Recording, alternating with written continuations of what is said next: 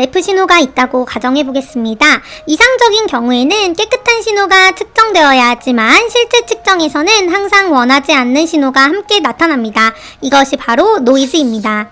이번 영상에서는 리골이 알려주는 스펙트럼 분석기엔 RF, 리스펙의 RF 교육 시리즈의 6번째 주제로 노이즈란 무엇인지에 대해 알아보겠습니다.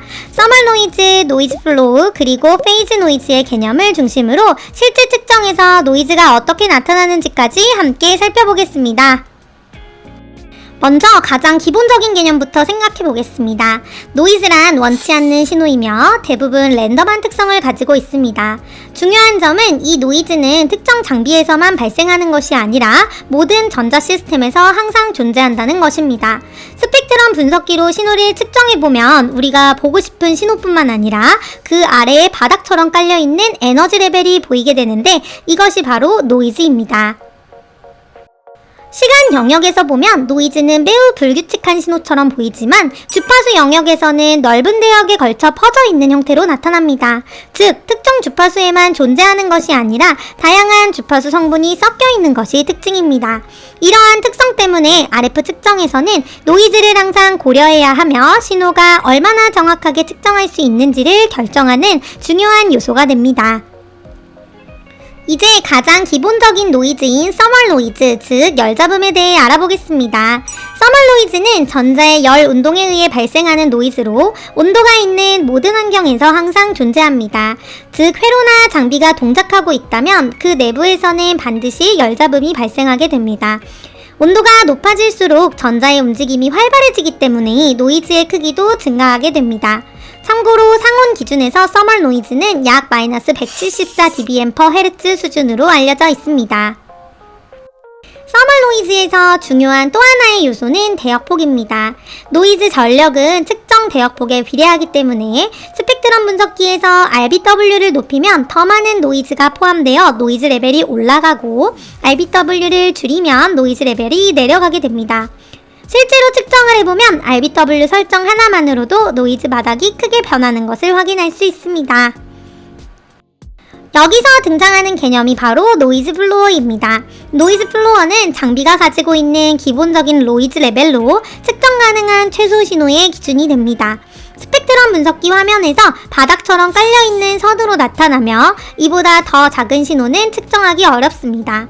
또한 노이즈 플로우는 장비 자체의 특성뿐만 아니라 주변 환경의 노이즈의 영향을 함께 받을 수 있습니다. 예를 들어 매우 작은 신호를 측정한다고 가정해 보겠습니다. 만약 그 신호의 레벨이 노이즈 플로우보다 낮다면 실제로 신호가 존재하더라도 화면에는 보이지 않게 됩니다. 즉 노이즈 플로우는 단순한 배경이 아니라 측정의 한계를 결정하는 매우 중요한 기준이 됩니다. 노이즈 플로우는 장비 설정에 따라서도 달라질 수 있습니다. 예를 들어 어테뉴에이션 설정을 변경하면 입력 신호와 함께 노이즈 레벨도 영향을 받게 되어 화면에서 보이는 노이즈 플로우가 달라질 수 있습니다. 또한 프리앰프를 켜면 작은 신호가 증폭되면서 상대적으로 노이즈 플로우가 낮아진 것처럼 보이게 되며 더 작은 신호를 관측할 수 있게 됩니다. 따라서 정확한 측정을 위해서는 장비 설정을 적절하게 조정하는 것이 매우 중요합니다. 다음으로 페이즈 노이즈에 대해 알아보겠습니다. 이상적인 사인판은 하나의 주파수에서만 존재해야 하지만 실제로 신호를 측정해보면 중심 주파수 주변으로 신호가 퍼져 있는 형태를 볼 수 있습니다. 이것이 바로 페이즈 노이즈입니다. 페이즈 노이즈는 신호를 생성하는 오실레이터나 로컬 오실레이터의 특성에 의해 발생하며 신호의 위상이 미세하게 흔들리면서 나타납니다. 스펙트럼에서는 캐리어 주변에 퍼져있는 스커트 형태로 나타나며 이 값이 클수록 신호의 품질이 나빠지게 됩니다. 특히 통신 시스템에서는 페이즈 노이즈가 커질 경우 인접 채널 간 간섭이나 데이터 오류가 증가할 수 있습니다. 지금까지 노이즈의 주요 개념에 대해 살펴보았습니다. 서멀 노이즈는 모든 시스템에서 발생하는 기본적인 노이즈이며 노이즈 플로우는 측정 가능한 최소 신호의 기준이 됩니다.